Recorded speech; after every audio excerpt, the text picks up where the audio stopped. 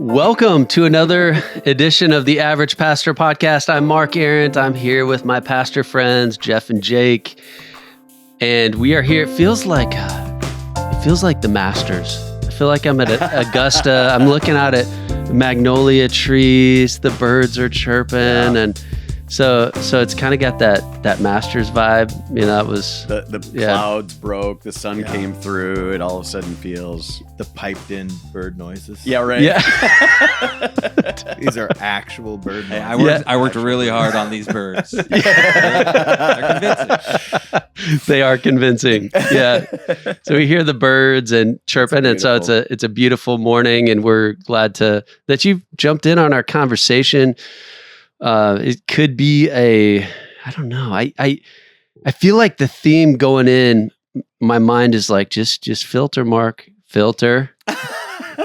Wow. You have a lot of thoughts. Oh man. You have a lot of This is gonna thoughts. be fun. It's going to be great. Out like that. Yeah. I mean, you gotta go there now. Yeah. Totally. So I feel like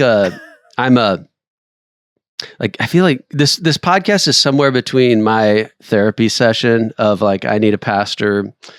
And also I do feel like sometimes I'm like a batting practice pitcher for batting practice. Like I'm just like throwing you guys some balls. What do you think about this? We need to throw some balls your direction. Yeah. Yeah. Man. Well, I get my swings. I get some swings. Be swinging pretty wild today. What's going on?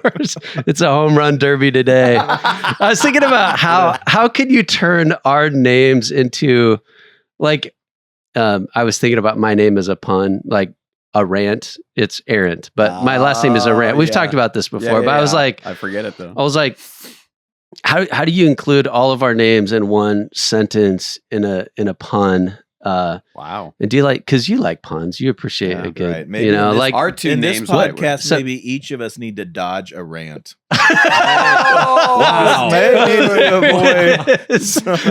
Holy cow. Yes, Jake. Exercise and restraint. Yeah. Yeah, but the problem is I came in today hoping to not dodge. Okay, wait. I was going to say, how can each of us maybe not give a rant? Yeah, there you go. Yeah. Everyone has to give a rant. Each of us has to have a take, and none of us can dodge it. I love it. Whoa. Somewhere in there, we figured it out. Okay. Good thing Drew Stevenson's not here, because I don't know how he'd fit. Or Yeah, he's got a tough last name. Nobody did my last name. Okay, this is an opportunity. Dodge a rant and be Inside joke for the listeners. My last name is Pusey, and it's tough to the spelling. Don't try. Yeah. Turn the filter on. Oh yeah. For once. James, can we please have just one high school story? Can we? Okay. Can you just give You're us? really gonna make me go back? Yeah, I would love just back? once, Okay, please. I'm gonna make this quick. Imagine me on the golf team. I was not a good golfer, but I was on the golf team. We go to these different meets. People in my hometown are used to my last name. It's not weird in my hometown. Like everybody's grown up around it. But then anytime you get to a different school, to a different crowd, they're like, wait, your last name is what? And the announcers don't talk to you ahead of time about how to pronounce your name. Nobody asks how to pronounce it. So this is in this golf meet, the coaches, at the beginning of the golf meet, they're announcing the pairings, so like all the golfers are there standing together, and this coach from another school is announcing all the pairings. So he's just going through last name, and I can tell, I can sense it.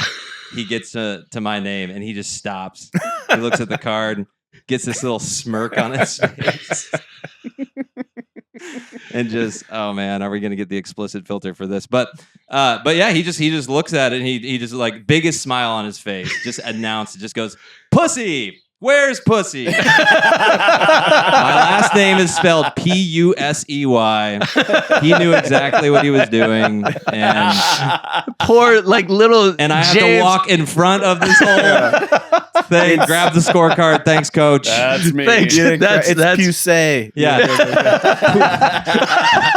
My favorite mispronunciation, other than the obvious, is poussoir. That actually A happened. telemarketer called me Mr. Poussoir. Oh man, you should have just owned that. I do Adopted it. love that one. That's a good one. It's so good that you have a sense of humor. Did you still have that back in that You that have to. age? It's the reason I have a sense of humor. You won't survive with this last name if you don't have a sense of humor. It's like that old Johnny Cash song, A Boy Named Sue. Yeah, that's right. It shapes you. It does. It shapes that's you. That's a good on ramp into the unfiltered conversation. Yeah. Oh, man. Well, there is a tension that I feel in this podcast because here's my question to you guys. That I generally approach life as an oversharer. You know, that you probably aren't going to have to wonder what I'm thinking or hiding or something like that. That's a little too much. So the tension I feel is between these two verses, I guess you could say. On the one hand, where Paul says, was it to the Thessalonians? We didn't share with you just or the gospel. Oh, We shared our lives as well. right. Yep. I will never forget where I first heard that. I mean, I probably read it. I had read through the New Testament by this time, but I was on a mission trip with Jeff. We were in North Africa, and before you left, with tears, you read that to us, and you said, "Guys, don't just share the gospel; share your lives as well." So that's the tension. On one hand, it's like we're on this podcast. We're not just talking about theology. Like that's easier to talk about. Well, maybe we don't always talk about the hardest things because we're average pastors. Go to an above average pastor podcast for those things. Complexity. Yeah. For that. For sure. I'll give you the dumbed down version of that. But so that on the one hand, we didn't just share the gospel, we shared our lives as well. And then 1 Corinthians 11, follow me as I follow the example of Christ, kind of an open, like, look at my life above reproach on the one hand. And on the other, you have Romans 14, where Paul says, hey, the things you believe about this, keep between yourself and the Lord. There are things that it's not helpful to just share everything you think about everything. So the proverb, a fool gives full vent to the Spirit. Yeah. Oh, yeah. So how do you guys live in that tension of, on the one, maybe I'll put it in the oversharing versus on the other, like too private, like part of, because isn't this thing we're doing weird as pastors? Like we stand up there, it's so public, it's so glass house. And it's not like you're just a CEO that's given like quarterly annual reports to your shareholders, or you're sharing your life. So how do you guys live in that tension of? If it's ditches or whatever, I probably fall into the oversharing ditch also, that I would lean that way. But you know what happened is, like this last Sunday, preaching in Romans 6, and how you can be free from sin. I mean, the whole theme of Romans 6 is you suddenly have this superpower in Jesus Christ to say no to sin, where you didn't. When you were enslaved to sin, you did not have that power. You were trapped and ensnared. And I gave an example of how God had really drew out, pulled away from me that sin of anger and rage and all that many years ago because of Romans 6. But told the congregation that just the day before, trying to fix these airline tickets, it was incredibly frustrating, especially for a control freak. So I got my own weakness in there, but just they had made a mistake and I was trying to clear it up. Anyway, finally got to the point where a guy was like, I think we've got it. And I can't even calculate the number of hours into this I am. And he said, okay, hey, if you just give me 2 minutes, I'm going to come back with your confirmation number. Got it all cleared up. And the next thing I hear is a click and I'm totally cut off. And I immediately try to call back. Of course, you never get the same and I'm back to square one. And I pounded my fist on my desk, which to maybe you guys, other people out there, doesn't seem like an egregious thing. But in my past, when rage was true of me, there was a physical component, punching things, and I'm ashamed of that. And it was like one of the first times ever that I'd struck something out of anger. You know what I mean? Even though it was whatever. Well, I ended up just telling the whole congregation about that because I wanted them to know in the context of Romans 6 that you have to die to those things. You have to, continue to tell yourself the right things and that it's not a one and done. You don't just get a toggle switch, right? That you have to tap into that power of Christ. So all I'm saying is nobody would have known that I sinned in my mind boldly before Jesus, right? Because of what I feel like he had done for me. And it was so egregious in my mind. But I wanted people to feel viscerally my tension, right? That share with them my life also, because people can give up or if they've got a sin like that they feel like is kind of tucked away and under their belt and suddenly it erupts again. They want to throw the whole towel in. You know what I mean? Like, oh, back to square one. And I'm like, no. No, what you do is you go through Romans 6 and preach the gospel to yourself and walk in victory. So I don't know. That's a long explanation, but I tend to feel like I'd rather be more of an open book than a little bit too calculating, I guess. Like I didn't run that by the elders. I just more just uncalculating, just vent, kind of thing. Yeah. So I don't know. Is that what you're looking for? Yeah. Okay. How do you I don't know. navigate this tension? Or which side do you tend to veer into? More private? I mean, I think you probably look at oversharing. Is to like as a preacher or as a leader. Like I think there's sometimes as a preacher, especially when you're on the clock and you're so much in the text, you feel like I'm fighting for minutes. Yeah. There's stuff you want so you don't feel like you can maybe share as much personal stuff. But if you never share any personal stuff, you feel like you lose a rapport with your people. But more time across the table would probably be open to talk about life stuff.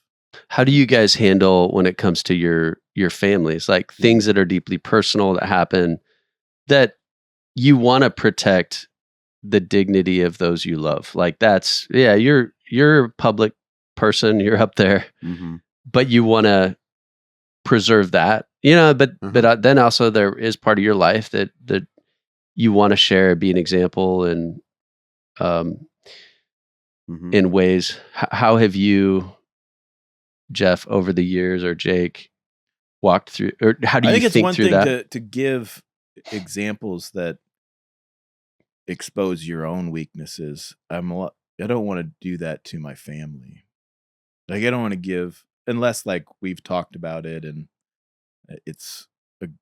we both agree that this is a good thing to serve a greater cause, to talk about, my kids or my wife's weaknesses. Yeah. In that. Yeah.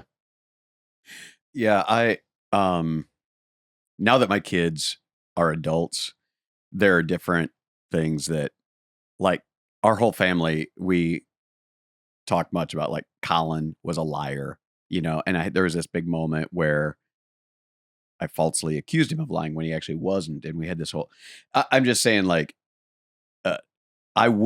I don't think I did in those moments talk about Colin in a way that would put a mystique on him. You know what I mean? Yeah. Now that he's a well-adjusted, enough time is, what I'm saying? Like, because I think it's helpful for people to know that pastors don't have perfect homes. And I'm not a perfect we dad. have a rule in our family that you can tease people as much and as viciously as you want in their strengths.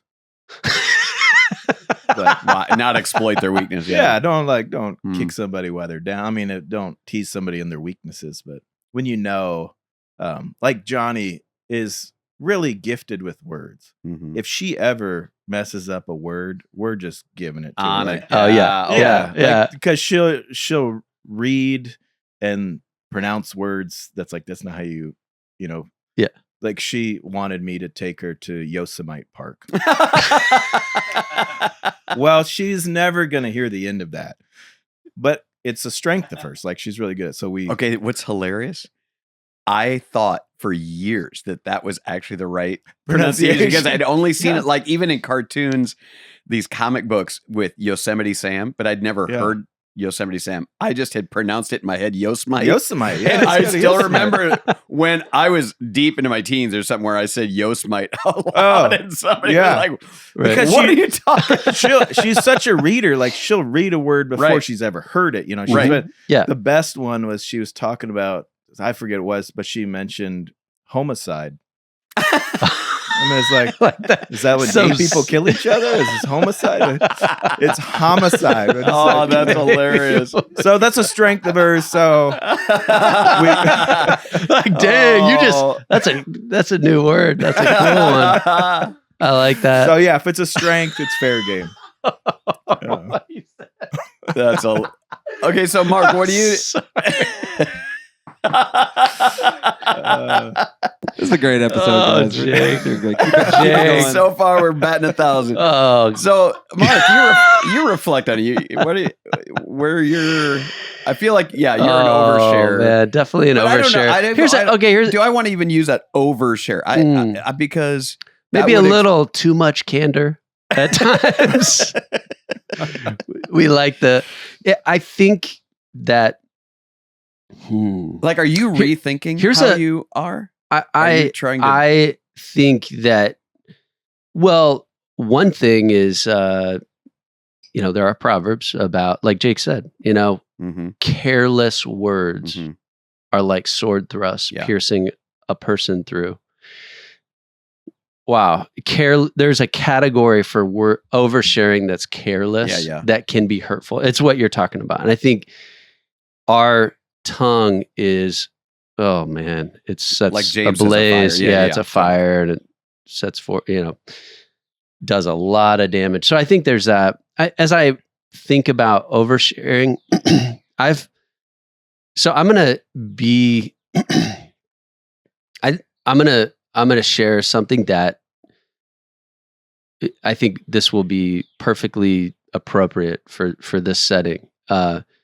Without getting into any specifics, and just kind of keep the focus on me on this. But this is an example of, I'm going to start with this question of, sometimes is oversharing sometimes a person's way of justifying themselves or feeling a need to justify, or a smokescreen for.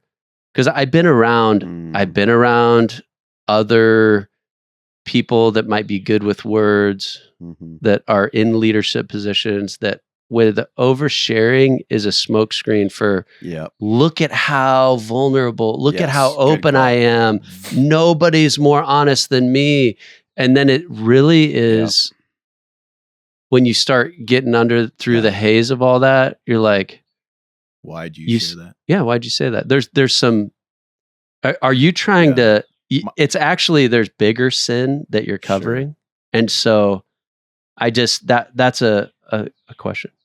Yeah, my struggle with the temptation to overshare is we all have those moments where it's like something really funny happened, and it's like just you and your wife know about it, and that's probably where it should stay.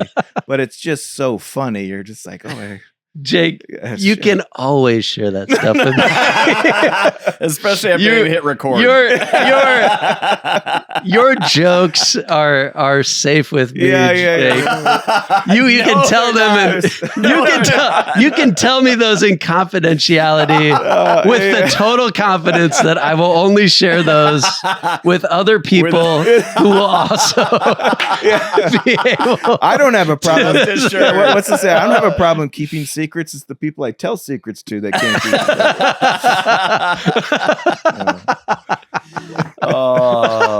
Who knew that this is where this was going to go? Well, I pulled Romans 14 open when you said that, because I was like, wait, what is the context? I'm kind of forgetting. But in Romans 14, where he says, whatever you believe about these things, keep between yourself and God. But it's in relation to like liberties of one person thinks disputable this matters, disputable matters, but there's not a sin involved or whatever. It's just but I think the intent of that is don't tell other people what to do in relationship to your liberty. If you've chosen to keep Sabbath the way you do, if you choose to not eat certain foods or whatever, hey, just do that for the Lord, and don't make that something that you impose upon other people. So here's what I'm trying to say, I guess. That's Mark, good. Yeah. For you, I wouldn't want you to, maybe you do. Maybe at times it can be a tool that could be used for deception or a smokescreen, however you said that. I get that. I understand that. But I still wouldn't want you to tamp down your transparent, open soul that I think Jake and I would both say, we really never do have to wonder what you're thinking about, because you do talk about it, but there's health in that, not unhealth. You know what I mean? Yeah. So I think every personality trait has to temper how we can use it in excess to. Yeah. And Mark, you're never going to know where the line is until you cross it. So we'll let you know. And maybe we won't tell you. We're just going to let you keep it. Because it's sometimes it's fun when the wildfire gets going and you just put more logs on it. Just like but it's all contained to our friendship. We can handle this. Okay. But on the other side, I mean, you guys know, I texted you guys this week and I was ranting. It was a rant. And there is a safety. Here's the thing. I knew I was ranting, but with safe people, and that we would end up having a conversation. And so I'm intentionally unfiltered. I would never just, it's not like you wouldn't have shared that opinion. It's not, and I want to make clear, it's not like there was cussing. There wasn't have posted that. Yeah. I'm always, since neither of us are on social media, Jake, I'm pretty sure you didn't actually. Jake's got nowhere to post it. He doesn't even know. Jake doesn't even know where to promote his book. He doesn't even come on. Jake took a screenshot of my text just for himself. That was as far as the reposting went. So all that to say, don't we also, as humans, right, just with the relational bank that God has put in it, need a circle of friends to sometimes overstate things, and you even know you're overstating or overreacting, but in doing so out loud, you're going to get the kind of correction you're actually inviting at that point. Does that make sense? Yes. Okay, think about a husband and wife. Like you were saying, I would hope a husband and wife are able to be fully authentic, right, to share things in a unfiltered. I'm just saying, to share your thoughts and feelings openly, unfiltered. Yeah. That's what a covenant marriage, I would think, is for. You're not saying because we go on a walk and there's stuff if you had mics on it, you'd be like, man, you might be disqualified from ministry. You've thought that? You felt that? Or but that's an example of a place that's the most intimate friendship of all friendships. Totally. And even a more intimate one is your relationship with the Lord. Mm-hmm. I think the Psalms give us permission to be authentic. I think this is if we're going to rant real quick on this topic, I think my rant would be, I think sometimes Christians are too worried about being godly and they need to be more authentic. Like the psalmists, when they are venting, it's like they're being authentic with God. It's actually revealing more of what's true in there. Right. What's carefully crafted. Because we know we're supposed to pursue godliness. And so when we're just if we come to God pretending godliness, we end up not being authentic. Totally. And so I think but that's not permission to just be hurtful to people. Your authentic emotions have to circle back, because even in the Psalms, it's but God, right. There is okay, I'm feeling this way, but here's what I know. So I don't think full untethered venting that's not tethered to the truth. It will. Yeah, it doesn't give you an excuse to rage. It doesn't give you an excuse to say ungodly things. It doesn't, whatever. But because even in in that example of my rant to you guys, what it did was then force me to sit right in this chair just a couple of nights ago and with pen in hand, write out with more clarity, because I'm not going to let it go until you guys shape my thinking. But I there was an emotional side of it. Mm-hmm. And then there went to that more thoughtful side. And then when it did that, I'm like, no, those are the guys I actually do want. Like, I'm trying to get your attention over here, kind of thing. But, okay, I want to back off the attention getting, but still, you know what I'm saying? I hope everybody has, you're right. Marriage is, of course, a great example, but also friendships where you can actually process out loud because you're inviting. You're not trying to convince, you're inviting. So you have to be honest with your emotions, and if you're not, you can never filter them through truth. So I think of Psalm 73, where he's being really honest of, I'm jealous of wicked people. I see them prosper. I find myself wanting what they have. And then he gets in the middle of the psalm and it's like, until I went into the sanctuary and discerned their end. Yep. So there's a place where it's like he was genuinely jealous of wicked people. That was a real emotion. But he got to the point of, but when I see the big picture. Could we say authenticity always needs to end at the cross? Like, keep being authentic. Like, keep going. Yeah. Keep going. Okay, you're almost there.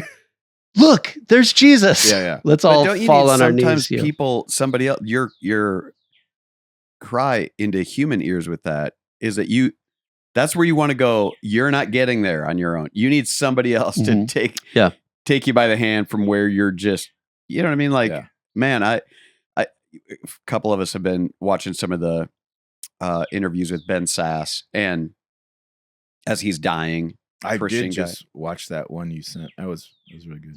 Powerful, right? Yeah. I'm just saying, it sounds like he's got guys in his life. They even started that podcast together. I'm not dead yet. Yeah. Which cracks me up. He got a birthday cake. They gave him a birthday cake that said "Happy Last Birthday." Like that little carrot thing, last birth. But it sounds like the kind of true friend, like he's having to really wrestle with. He's kind of put out that he's not going to be there for his now teenage son. He's not going to be there to walk his daughters down the aisle. And so he wants to think Christianly, but he's got to have a place that he can just say out loud maybe what he's. You guys tell me, take me to Jesus, take me to truth, take me. But here's all I can say right now. And so I'm being more authentic about what's really hard for me to accept. Take me there, kind of thing. You know what I mean? So I like that. I think in this podcast, I don't think it's hypocritical to say, and it's a different conversation when the mics aren't on. Yes. I mean, yes. That's not hypocrisy. That's just discretion. Right. Like we're talking into the, let's be clear. Like also, we're not trying to pastor the world. We're some local church pastors who are just like sharing, and if this is helpful beyond, our time and for others, and maybe there's somebody overseas or wherever listening that can benefit, but or people we've never met, but really, we're aware of that, and I think that's appropriate. It's not that's discretion, not hypocrisy, I would say. 100%. Jeff, do you think that you're at a place where you could share some of that stuff that you were processing? You said you were sitting right here, and you've had some time from venting on Monday to here we are on Thursday. The birds are chirping. The Masters. It's hard to be unhappy.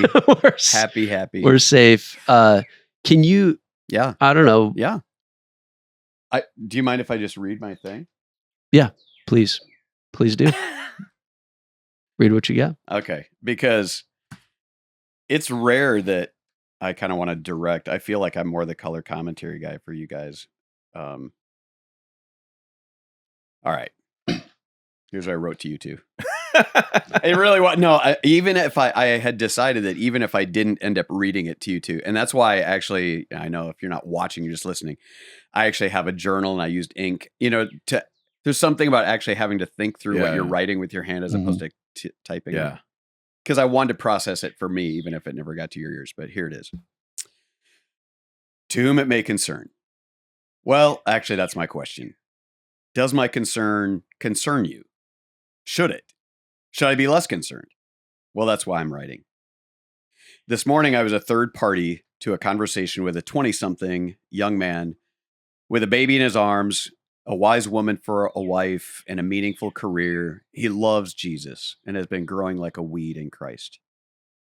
The topic of politics came up, and he said, my parents are really solid Christians and also really committed to Trump. When someone asked him what his parents would say to the latest blatantly sacrilegious post from Trump that featured an AI-generated beatific kind of painting of the divine Jesus, but with the head of Donald Trump on it, with healing in his hands and a woman venerating him, this young man answered, yeah, they would minimize that. They would explain it away. The young man seemed disappointed, but just kind of resigned to this. And none of us challenged it any further. So there it is. It's a real-time vignette of a larger, complex worldview. This time, the Trump conundrum seems, upon these recent days, to have taken a darker yet more revealing turn, one that seems to have gone past eye-rolling, indecorous behavior or words to words and behavior that fly inarguably against the very fiber of our faith. So, what does an average pastor say to this? I wish we were the Inklings for this talk. But I'm not Lewis, and you two are certainly not Tolkien and Barfield. We need a little more credit. Certainly. I didn't even write certainly. I did this morning. That was my commentary. I mean, I'm not Lewis, but you are certainly not. I'm closer to Lewis than you are to Tolkien. I totally did. I don't know who Barfield is, but he's an Inkling. All right, you'd like him. Okay, nor is this the iconic Eagle and Child pub, but I have to talk this out. So you two in this porch are going to have to suffice. Now let me back up. Lewis and Tolkien were very aware and alarmed by the times they were in, the barbarous days of World War II. Those discussions over pints and pipes were vigorous and resulted in the largest corpus of their now ageless writings. Most memorably, Lewis wrote his Screwtape letters to try and recapture the minds and souls of the Christians in the UK who were being lured into very un-Christian thinking due to the false prophets, secular and religious, guiding the church. These men felt a profound responsibility to help Christians think Christianly through their lectures, their publications, and eventually their epic novels. The false thinking of their day drew out the best of these champions of grace and truth, and they were heard. So, what does a trio of average pastors and I would do when very unchristian thoughts seem to waft through our church windows, but seem to linger and even allure good Christians in our midst? Look, this isn't World War II, and neither Iowa City nor Cedar Rapids are being carpet bombed by fascists trying to dominate the world. But something very clearly unbiblical. No, very anti-Christ is being taken in, or perhaps just snickered at. But it's right before us. So here are the options that I hear, and I'm considering in my soul. Response A. Well, at least we don't have blank as our president. You can fill in that blank with a shudder and insert any number of deplorable options that are from the past or present. By the way, I got that response just a few hours later that very day. Yet here's my dilemma. None of those folks are in office. That seems like a magician's sleight of hand. Hey, look over here. While taking my eye and attention off of what I should actually be keeping my eye on. Response B. Just put your head down and preach the word. Well, that's actually a pretty terse but accurate response that you would get from me. So I hesitate to put forward a counterpoint since it is my position. Yet, what if I'm not talking about what to expound on during the Sunday morning worship time, but what I speak freely about in other settings? In fact, are there times that I should feel compelled to do so? Didn't Jesus say, go tell that fox, referring to Herod Antipas, when people come and talk with me about marriage issues or ask for my counsel on a lawsuit they're involved in or a ridiculously sinning member in their connection group, don't I feel free to name names and call out sin on the spot? Response C. Well, that's your job, Inklings. What is the response I should have or that we should have? Signed, you're sincerely eager to hear, fellow Shireling. Can you explain C again? I missed the... It's you. It's your response. You got to fill in the blank with the response. Oh, what so I'm you- saying is, that's a blank. I got those other two. Okay, yeah. Maybe Please, there's D. Maybe what- there's Yeah, E. yeah, I'm yeah. just saying, Okay, like, yeah. I put those two out, and I'm like, look, here's the problem. I don't know. So I just kind of want to have open conversation because that Mark was at that exact same conversation, and I found myself, and I wasn't even kind of center. I was more of an observer, and I found myself like, do I talk more? Would he like more? Is that shrug? And I wasn't from a pulpit. It wasn't. Right. It was sitting around a bunch of dudes, So anyway, but we Jeff, are public this is- figures, so. Yeah, this is so... I'm gonna add a layer of complexity to this. So this would be super unhelpful. That's what I'm looking for right there. I just finished watching Nuremberg last night Dude. on Netflix, and I'm just gonna say that was amazing. Yes. And here's the punchline. These people were just like us. Mm-hmm. And nobody will admit that.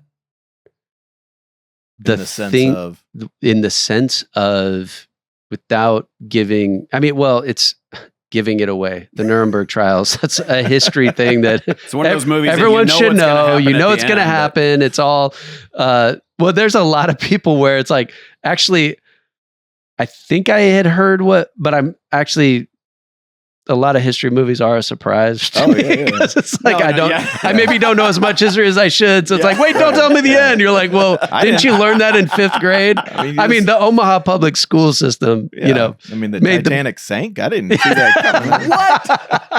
What? It is kind of a sadness that World War II, as near history as that is for our nation, things like the Nuremberg trials, but there's not understood. Yeah. So, but what's interesting, even if you know about the Nuremberg trials, you may not know the storyline of the psychiatrist that studied Hermann Goering, whatever.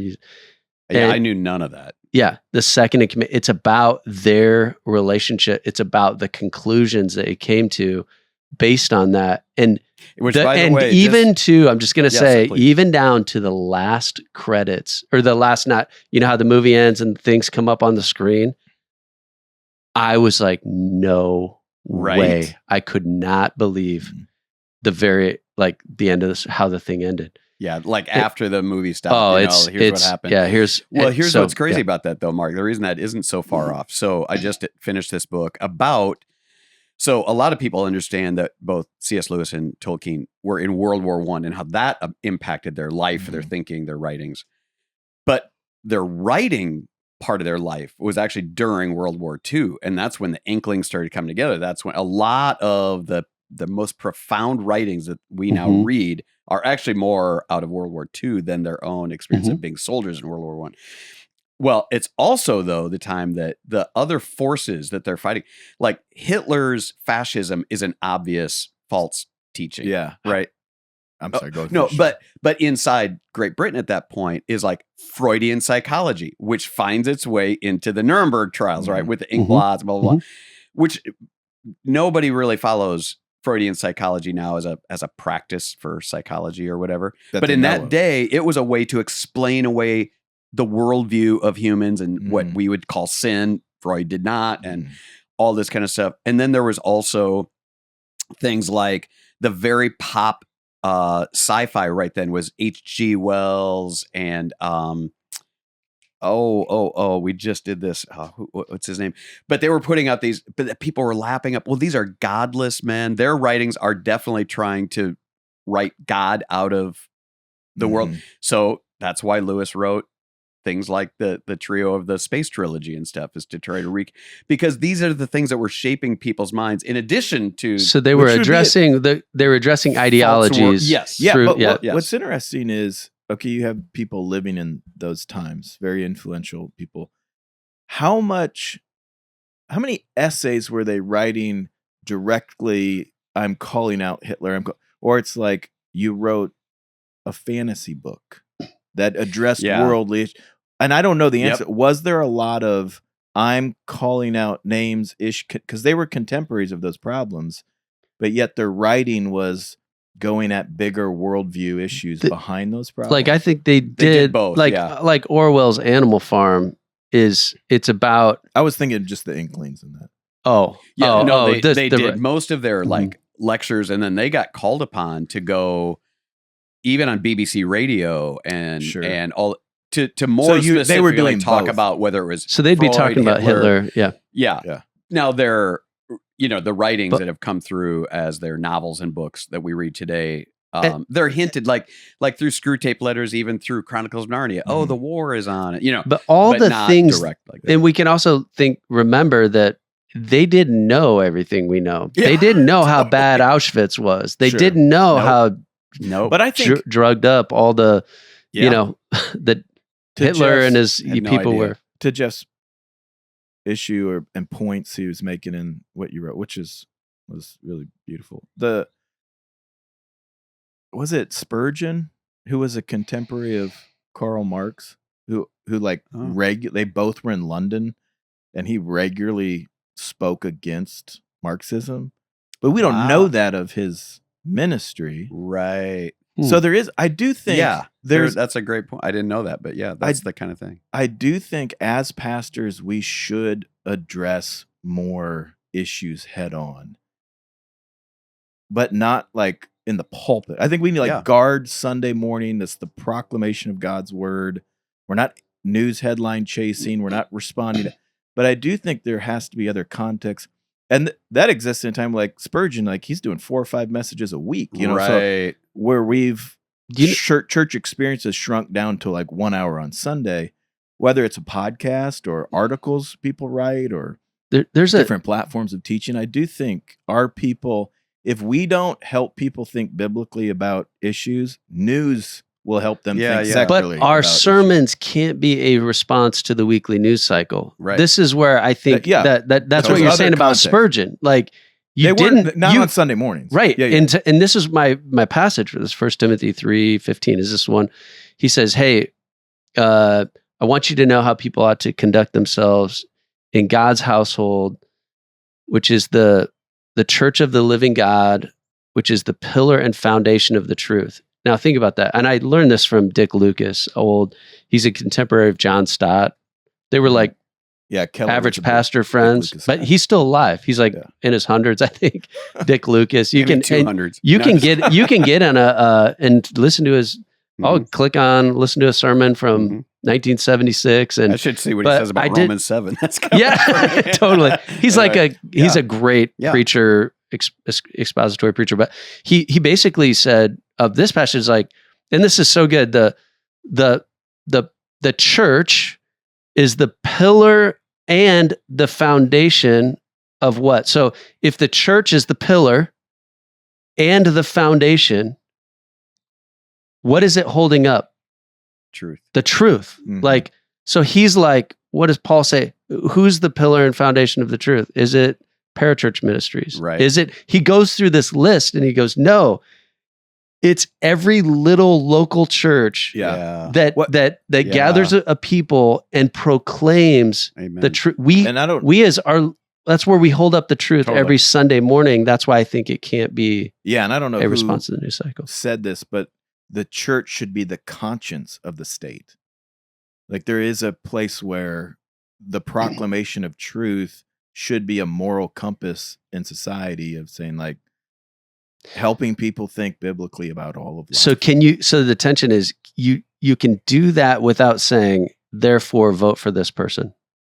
You know what I mean? Like, here's the conscience. Yeah, I don't here's think the I've wavered truth. at all on that. Here's or even on, I more than ever want to keep the sacredness of what we do on Sunday morning, Jesus Christ. And if we're going through Romans, we go through Romans, no matter what's happening in the news cycle that week. So I'm actually not even challenging that. I think the problem is not so much. There are a group of people. It's like, hey, just preach the gospel. Don't address everything, right. Which I don't agree with. I think the gospel, invades other. It invades all of life, and we need to think biblically about everything. The problem, I don't think so much is that, as in, everybody has selective outrage. Yeah, where it's, you said something about this, but you didn't say anything about that. And you said something about that, but you didn't say anything about that. And you're just kind of... And I think the spirit of this age is, when I started talking about Nuremberg, why I careful to bring that up, because everybody thinks everybody else is Adolf Hitler. Is the bad guy, yeah. Everybody thinks everyone else is a narcissist. And I think that's half true. You're right. But the other part of it that you need to acknowledge is, and so are you. Like you have to watch Nuremberg and end it with, holy, what did that? And for me, the capacity to do that is in me. So if you don't want a spoiler, just hit fast forward on this next point if you want to watch Nuremberg, which I think you should. But what character I connected with was that psychiatrist, because I can get pulled into wanting to hear and understand other people and sympathize with who they are, to the point of, like we've talked about before, it's the fool in Proverbs. It's the fool who sees danger and keeps going. Mm-hmm. Like I was convicted out of my mind at the end of that, because I'm like, oh, I could be that guy. I could be the guy that would be blinded to evil, flat out evil. You can't get much more of a personification of evil than this. Mm-hmm. But they did a good job with Goering, where you could even identify with him, sympathize. And like you could say, like, I think so. Here's another strategically ambiguous moment of vulnerability for me. Jeff and I got in a big fight this week. It wasn't even about this. It wasn't. And involved some other elders. It was a street brawl. It was a pretty multi-day thing. I'm trying to picture. And by the end of it,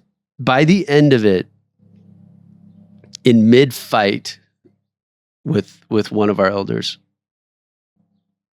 I just said, you are right and I am wrong. Mm-hmm. And I'm actually because you done fighting that, or you and start repenting. No. Well, I was tired. But did you believe you were wrong and they were right? Or yes. Just like... I in that moment I relented. No, I mean I just relented. And I really had to just repent. Mm-hmm. It didn't change the complexity of the situation. Right. Some of the things that I do believe are true. But I think what you guys were calling me out is I was saying something that was mostly true. Like, I'm going to die on the hill for this thing that, hey, this is the truth. This is, but like, it's not the whole truth. It's not, you're putting, what you are pinning me to the wall on is you are adding this qualification in this thing you're saying that's not true, and you know it. And so just say it. I'm like, well, I don't know. No, it's like we're not going to get into the whole thing, but I just am saying, I can see in the Nuremberg thing that's the, if we're getting to the heart of it, like truth and your conscience and what you know to be true, you cannot lie. Like I don't know how to. And it was actually a beautiful moment for you, for me, for a couple of the other elders. Like it was everything it should be in a Christian brotherhood fighting for unity. So yeah. I do want to. It was one of the more beautiful moments. And just like in a marriage or something, it's conflict that can actually bring out the best and solidify you even more. And I feel like that's precisely what happened there. But here's part of what's driving my question in that reading is, now here I am 63 and, have read my Bible just for more years, because I've been more years on the earth. And don't I even have a response? Like Lewis and Tolkien felt a responsibility. These younger, less formed minds, this sounds patronizing, but they realized they had a stewardship. They had the inklings. They had the ability to think these things through at a greater level. And other people that are just catching whiffs of Freudianism or materialism or even fascism, their unformed minds were getting captivated and captured. And they had a vantage point that could actually be of help. And they felt like, honestly, felt like they were part of the war effort at that point. You know what I mean? But a battle. So I come back to just me, and I'm just saying, again, I don't want to fight about tariffs or even when do we blockade waterway. The level of complexity, we can have talks about that. But we should be unequivocally against blasphemy. But when blasphemy happens, and to this young man's kind of sadness, he's like, oh, yeah, my parents would look at that blatantly sacrilegious and be like, yeah, do you whatever. think we're so polarized and there's different issues to get loaded into this tension in our two-party system world that we feel like we can't say blasphemy's wrong without also saying, oh, but it's better than the alternative. Yes. Like you got to kind of defend. That's it. Like people are so wrapped up in the complexity that there's a lack of clarity, moral clarity. Yes, that's the sleight of hand. Tribalism. That's the sleight of hand. I feel like, oh, now you want me to argue, would it have been worse if subject A over there? And I'm like, but that person didn't do it. Picture, so I would, but the picture or whatever, but the policies are good. Right. Like I think at that one point doesn't mean the other, but it's like yes. But I would challenge you, Jeff, I think what you just said is right. You're 63. You've been reading the Bible for a long time. You've studied it. You have a life. And I would say you need to have more content outlets where, that's not going to be a Sunday morning rant. But for you to write an article that helps people think biblically about this issue or that issue would be a great service to people. And when that voice is absent, it gets filled in by other places. And I don't know, as a church, where is the place where it's like, hey, we have to help our people think about this. So let's write an article, or let's do a podcast, or this podcast, or what just happened. I think what I sense as you're reading is like, we need more of that. That's Jeff is I think Jeff has been the conscience, not for the state, but for the church. No, what just happened was, I think, a friend processing some tension with other friends. The article that I'm thinking is, you're not asking questions, you're answering them. You're saying, here's my biblical conclusions about how we should think about things.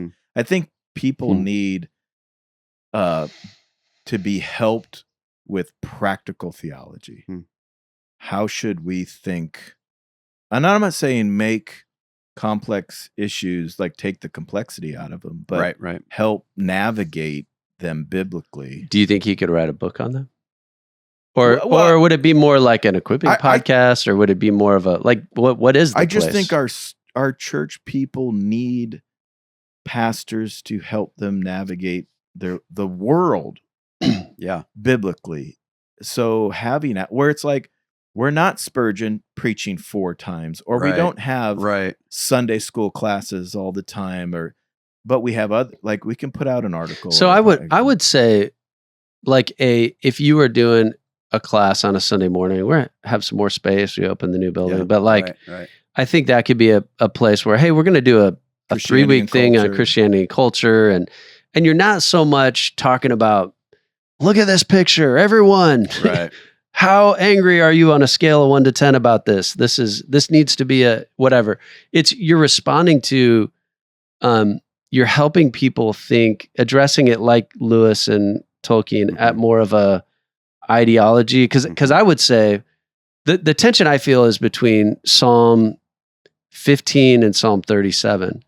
Because like Psalm 37, which I would say to you, how do I respond to this image? Like, okay, Psalm 37, instruction and wisdom of David. Do not be agitated by evildoers, for they will wither quickly like grass and wilt like tender green plants. Trust in the Lord. Do what is good. Be silent before the Lord. Wait expectantly for him. Do not be agitated by one who prospers in his way, by the person who carries out evil plans. Refrain from anger and give up your rage. Do not be agitated. It can only bring harm. For evildoers will be destroyed, but those who put their hope in the Lord will inherit the land. On it goes. Okay, that's one tension. Just, hey, leave it alone. Don't be agitated. Move on. Delete the social media app. It's only gonna. There's money to be made on your agitation and outrage. Just avoid it. On the other side, Psalm 15, a description of the godly, a psalm of David. Lord, who can dwell in your tent? Who can live on your holy mountain? The one who lives blamelessly, practices righteousness, acknowledges the truth in his heart, who does not slander with his tongue, who does not harm his neighbor or discredit his friend or his neighbor. Listen to this. Who despises the one rejected by the Lord, but honors those who fear the Lord. That's he despises those who despises the vile man, despises so they're on the one hand, it's like, you hate evil people. That's who lives with God. And isn't that the tension of ministry for the average pastor? When do I answer a fool in his folly, and when do I not answer a fool in his folly? Yeah. And it's like, so like for me, I don't know, here was the trigger. Okay. And that trigger, man, what a culturally hot word to use, but what was the microaggression, Jeff? Yeah. So I don't think any of the stuff that happened from our president through that weekend, like, it was alarming. It was, talking about genocide even of the Iranian people, and all those things. I'm like, oof. And even when he got in a fight with the Pope, I'm like, we've had conservative popes, we've had liberal popes, we've got. I guess I missed this. Yeah, all this is going on within about a 4-day. All of that, I have strong opinions on. Wish that we had a president that wouldn't say such things, and on Easter morning drop F-bombs and all that. So real high standard. Kind of wish I had, but I don't think I would have ever texted you guys about that. Whatever.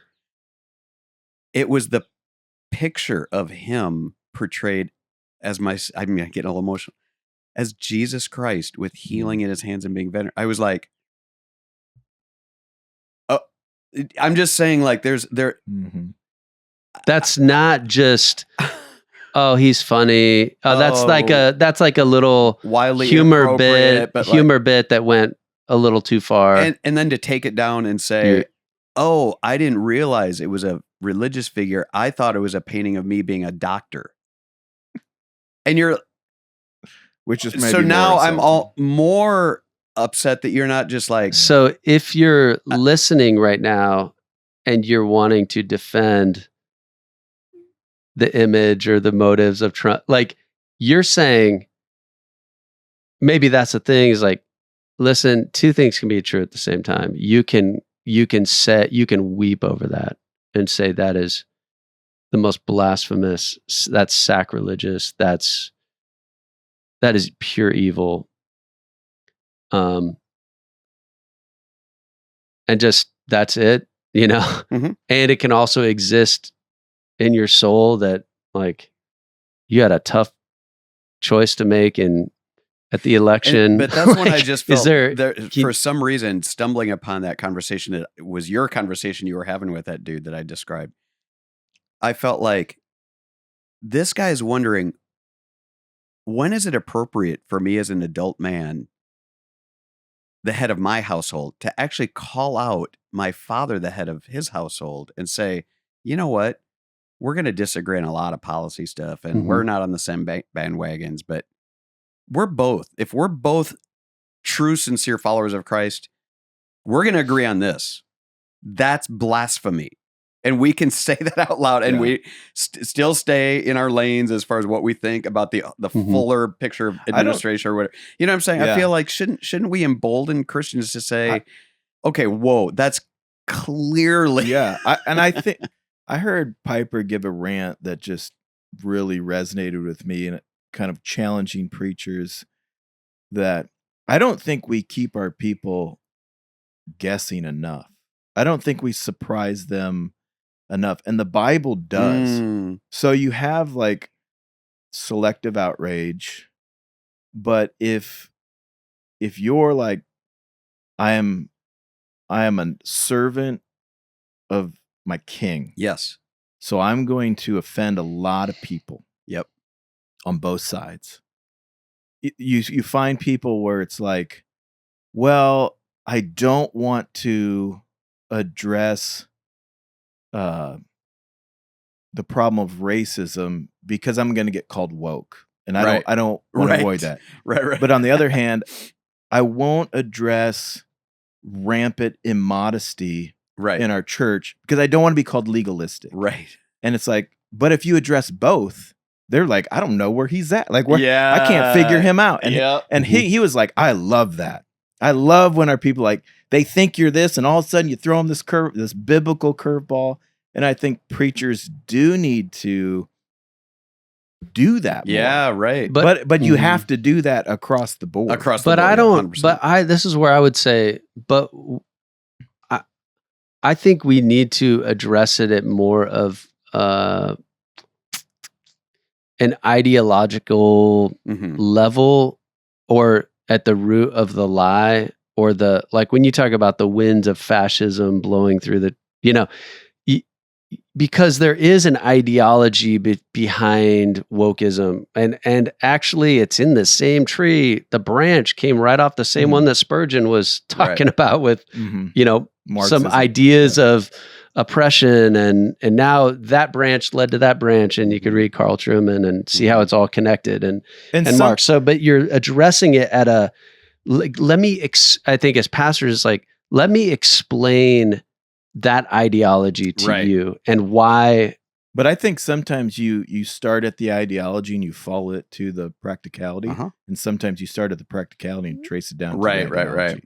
There are clear imperatives in Scripture where it's just like, don't do that. Like you and I've been Psalm 15. We should say, if that picture is not an abomination to you, reread Psalm 15 and answer and ask this question, like, I may not be dwelling in God's holy tent on this one.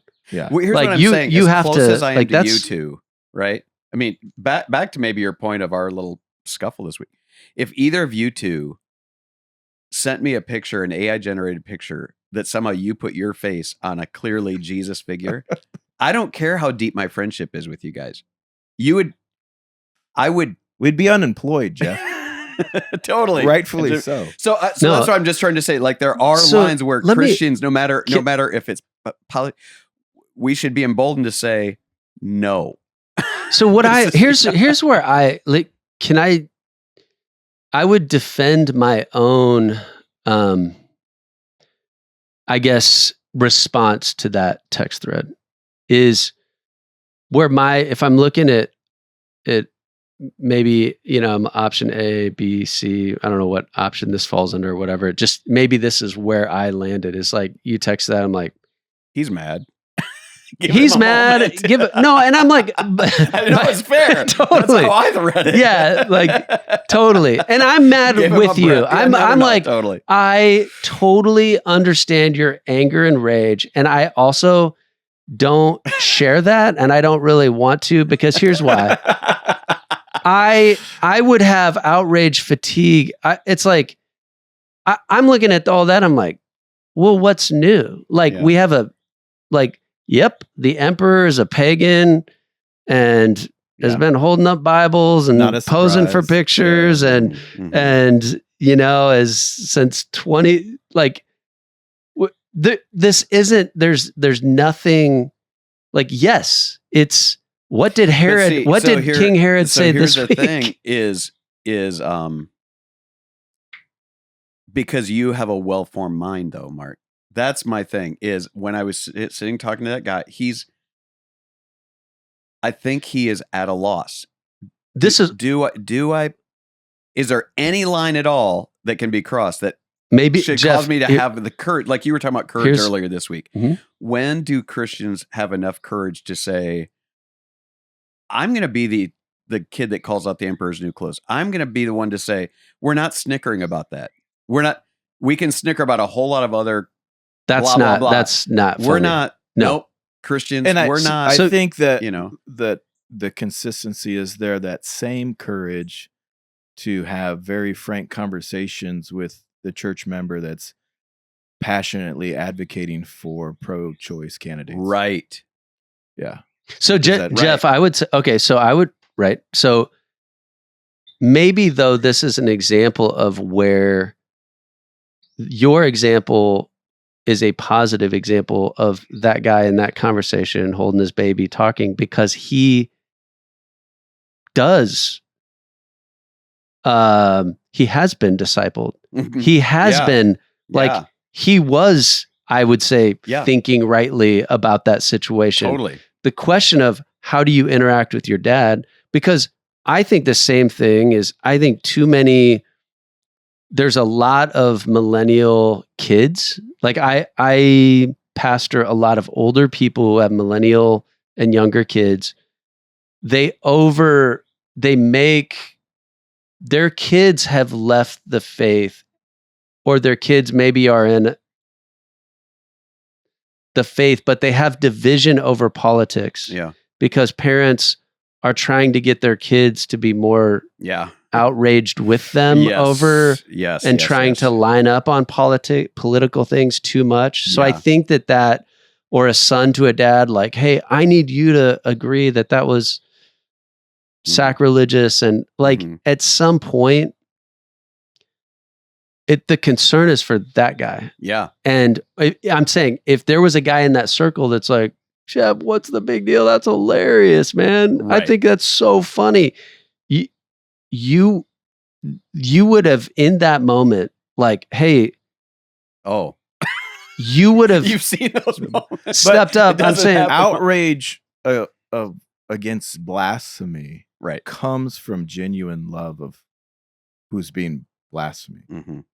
So I think the root of that problem is, well, maybe you're more patriotic than Christian. Like, do you love the person who just got mocked in that photo? And that's probably the bigger issue. Like, how do we foster a love of God that would naturally be repulsed with blasphemy? Yeah. And the thing that I feel like we should feel a duty. And again, I'm saying I can't wait to preach Romans 7. I'm not going to bring this up. I have no desire to preach this stuff, But to have a voice freed up, right, in other contexts, or whether it's writing or just conversations or whatever, because Satan is alluring. You know what I mean? Like I'm not talking about our president. I'm talking about worldviews. You know, again, Tolkien and Lewis it wasn't fascism. In fact, that one's a more blatantly obvious, like, you guys all get that's wrong, right? They're carpet bombing us, right? It was far more the other worldviews that were seeping into the church walls and changing people's minds. And they felt like, no, the battle for the mind, you know what I mean? We have to. So I'm just saying, like, yeah, I'm just feeling a different gear or something of like, man, I feel like I to preserve, let the church be the church, the pillar and foundation of truth. And I'm a pastor, I'm a servant of that church. Have I over applied that to where now, just as a Christian in the marketplace of ideas, right? I've too muzzled in some of those. And again, I'm not going to come unleashed, because I don't, hey, right now in our own schools, I serve on the board of Faith Academy. Well, one of the guys running for governor wants to do away with that grant that goes to private schools, you know, that would, it's like a voucher program. It's not voucher, not but yes, voucher. Same thing. Okay. Yeah. I think a lot about some of those issues. I'm not going to, Sure. you know what I mean? But every now and then, yeah, when something is clearly like, when that guy said, my mom and dad are very Christian and you're like, you even okay, saying let's very help. Christian. I think we talked about this a while ago. Like, was it Ligonier Ministries does that state of theology? Yes. One of the things the ways the church has failed in the last 50 years is biblical literacy. Yes. Our people don't know how to think biblically. And one of the values modernity has brought into our society is the more highly elevated of pragmatism. So if it's practical, it must be good. If it works, it must be good. And I'll overlook truths to get to the outcome I want. Well, we've lost the priority of training our people to think biblically about things. I've actually thought about it when you were talking about writing. I've thought, do I need to focus on people my age? I feel like that guy was talking about his dad, you know, he's probably not even as old as I am, but a lot of this muddled thinking is actually people of my generation. You brought that up earlier, you know. Like, I'm dating myself here, so I don't even know how these things work anymore. But Jeff, if you had a blog, that would be a service to the church. Like, hey, how's Jeff processing this? What did he think about? How do you, because you're a Bible guy and you're going to come to biblical conclusions and defend those things biblically. I want to have biblical conversations. I think the challenge of a blog, or the tension of a blog is you become a newspaper editorialist who's responding to every news thing. You can't. There's you're not doing it on Sunday. And I think it's missing. My suspicion is a lot of pastors got out of that because of pragmatism. And what I mean by that is, well, I could write about it, but it's only going to cause me problems. And I'm only going to upset some people. Then I'm only going to have to. So I'm just going to pull out of that conversation. And when we pulled out of that conversation, we've aided unbiblical thinking because we don't speak to it. I think, what are the creative ways to do this, addressing this, equipping the saints for works of service so the body of Christ might be built up until we all reach unity in the faith, so we're not blown here and there by every wind of teaching and by the cunning and craftiness of men and their deceitful scheming. Instead, speaking the truth in love, we will in all things grow up into him who is the head, that is Christ. And that passage makes me want to spend 90% of my time teaching the Old Testament on Monday nights, teaching Romans 7 on Sunday morning, you know, but there's that other 10%, I think, of my, you know. Well, the contrast in Ephesians 4 there is mature manhood or a child. Yes. And a child is described as gullible. Like, you're just whatever wind and wave of doctrine, you just, the latest podcast, the latest book, you just hook, line, and sinker. Yes, your child. So maturity is like, how do we help the church grow in biblical discernment? One of our staff was telling me a thing he did. He had just become a Christian in high school, and he was all about Jesus. And he just thought anybody that says Jesus or talks about Jesus, like, I love that. So he had like Joel Osteen posted something, and he was like reposting it, and like one of his like spiritual mentors came to him and was like, hey, like, that dude actually is not preaching the gospel. And he's like, what? Yeah. And then he needed someone to just tell him that. I got 1 John 4 this week. We're going to be in there 2 weeks. It's like, does that test the spirit? Yeah, test the spirit. Wow, I'm like, do our people even know how to test the spirits? Right. Or you know what's crazy about that passage when I was thinking about it is that the teaching is a spirit. Like, because he says false prophets, but he refers to them as spirits. It's like what's going on behind the idea has like a spiritual. It's a spiritual. Well, Ephesians 6, like there's deceitful schemes. Yes, even in like when Paul's talking to the Corinthians about, you're sacrificing these titles. It's like to demons. Yeah. Yes, like there's a spiritual reality behind lies. And the thing, one of our elders is like, man, I said, this whole thing is just a test. And he's like, no, it's a spiritual battle. And I was like, yeah, Luke 4, the Spirit drove him in the wilderness to be tested. And what was the test? Satan. It's like the test is the spiritual warfare, or the spirit, or vice versa. But it's like, I do think, Jake, you've done, I think, an example of a creative, a creative way of addressing an ideology in the unusual and adventurous raising of Charlie Finley. Whoa, your chapter, I had to think about it. The chapter on the character on love and hate. I think you were addressing a very important, harmful ideology in the world today in a children's book. Dude. And a guy with love and hate. And we live in a culture that doesn't know how to hate. What is evil? What is evil? Yeah. Love. What is... I'm like, that was genius. Yeah. That was like a great example of like, you have done what you're encouraging Jeff. That wasn't a podcast. That wasn't a blog.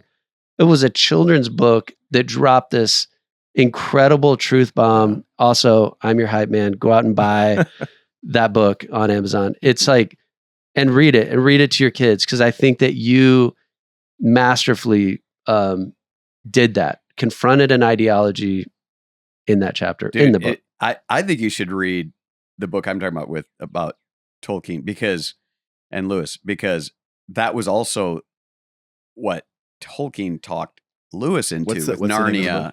I don't know, but I'll tell you in a second. But listen, here was one of the things that they talked in The Magician's Nephew, as far as taking those thoughts and putting it in a children's book. So in The Magician's Nephew, that sets up the whole Narnia world, it's like the prequel. Listen to this line.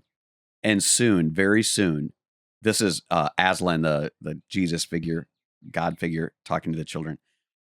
And soon, very soon, before you are an old man and an old woman, great nations in your world will be ruled by tyrants who care no more for joy and justice and mercy than the Empress Jadis.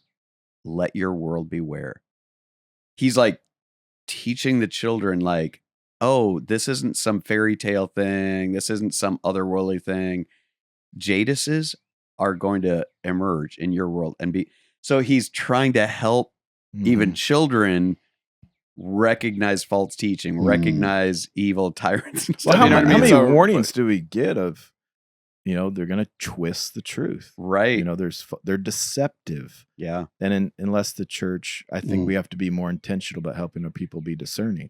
But it is hard. Like, we're doing a series of podcasts at church right now, and like, why we're Protestant, why we're elder led, why we're complementarian, why we do church discipline. And we're doing one podcast, in the back of my mind, I'm just thinking, why are we doing this? It's just gonna, we're just gonna get problem. It's just going to upset somebody. Mm. And that temptation, I kind of Yes. check my own heart of like, that's exactly what the enemy doesn't want us to do. Don't invade my territory where I have deception happening. Like, stay back in the uncontroversial issues. Wow. And Yeah. I think we have to wade into those That's good. hard issues. We're gonna have to wind this down because I got to go to the bathroom. And so we have now officially reached a point in the Average Pastor podcast where How long does your podcast until we have to pee? the length of our podcast is determined by our prostate health. It's getting shorter. As we get old. I'm feeling pretty good right now. We can keep talking. Let's keep going. You're in your 60s. How did you go this long? Yeah. Well, we'll be back with some fun conversations, but we do need a benediction. And so, Jeff, I'm going to leave you with to speak the good word over our time. How would you take this and give us an encouragement bomb on our way out? Yeah. Maybe just the first thing that comes to mind is just that, Jesus is introduced to us in John 1 as being full of grace and truth. And may he be our beacon, that we are full simultaneously of grace and of truth, and that we're never tipping one to champion the other. You know what I mean? So let's be more like Jesus, full of grace and truth. And if you're struggling with grace and truth, look to Jesus. Like, he's a great savior. None of us ever perfectly hit that. Man. Because I feel like it leads me to just throw up my hands and say, God, have mercy and just help us in these days. Yeah. Well, I hope that you found something encouraging in the conversation. Hope you enjoyed the ride. I did. I had no idea that's where this was going.